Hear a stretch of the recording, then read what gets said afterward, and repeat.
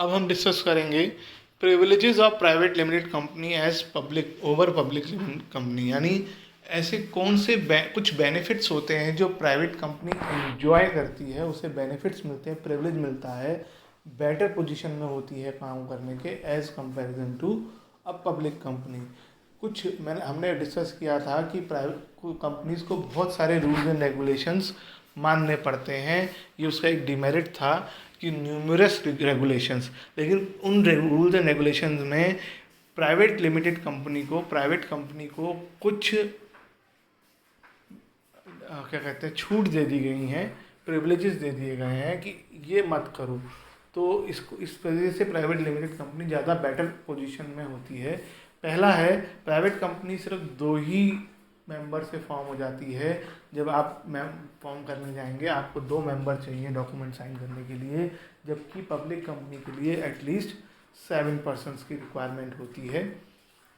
There is no need to issue prospectus, ये हम next topic में पढ़ेंगे। जब पब्लिक से आपको पैसा शेयर्स देने होते हैं तो एक डॉक्यूमेंट इशू किया जाता है प्रॉस्पेक्टस, जो पब्लिक कंपनी को करना कंपलसरी होता है, लेकिन प्राइवेट कंपनी क्योंकि पब्लिक से शेयर्स ले ही नहीं होती तो इसलिए उसे ये इशू नहीं करना पड़ता। Allotment of shares can be done without receiving the minimum subscription.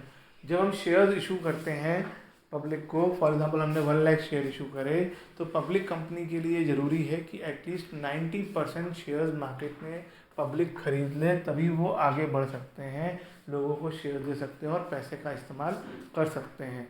ये प्राइवेट कंपनी को ऐसी कोई रिस्ट्रिक्शन नहीं है। अगर उन्होंने अपने मेंबर्स को, क्योंकि पब्लिक को ऑफ़र तो नहीं करती हैं, मेंबर्स को उन्होंने 1 लाख शेयर ऑफ़र करे हैं और 50,000 ही मेंबर्स ने खरीदे हैं, तो वो उसी पैसे से बिजनेस को स्टार्ट कर सकते हैं।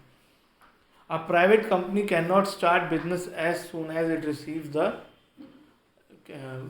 पब्लिक कंपनी आगे आप पढ़ेंगे नेक्स्ट चैप्टर में, तो ये पॉइंट ज़्यादा अच्छे तरीके से समझ आएंगे कि हर कंपनी को एक certificate of commencement of business चाहिए होता है, certificate of commencement of business. Public company को जब तक वो सर्टिफिकेट नहीं मिल जाता वो बिजनेस स्टार्ट नहीं कर सकते, लेकिन प्राइवेट कंपनी उससे पहले ही बिजनेस स्टार्ट कर देती है। सर्टिफिकेट उससे मिलेगा लेकिन बिजनेस वो पहले स्टार्ट कर सकती है, जो कि पब्लिक नहीं कर सकती। प्राइवेट कंपनी को काम करने के लिए सिर्फ 2 ही डायरेक्टर चाहिए होते हैं, जबकि पब्लिक कंपनी को काम करने के लिए एटलीस्ट 3 डायरेक्टर्स चाहिए, और मैक्सिमम दोनों जगह ही 15 डायरेक्टर हो सकते हैं। ये कम से कम डायरेक्टर की बात हो रही है। अगर आपके पास 2 डायरेक्टर हैं तब भी आप प्राइवेट कंपनी चला सकते हैं, लेकिन पब्लिक कंपनी के लिए कम से कम 3 डायरेक्टर अपॉइंट करने कंपलसरी होते हैं।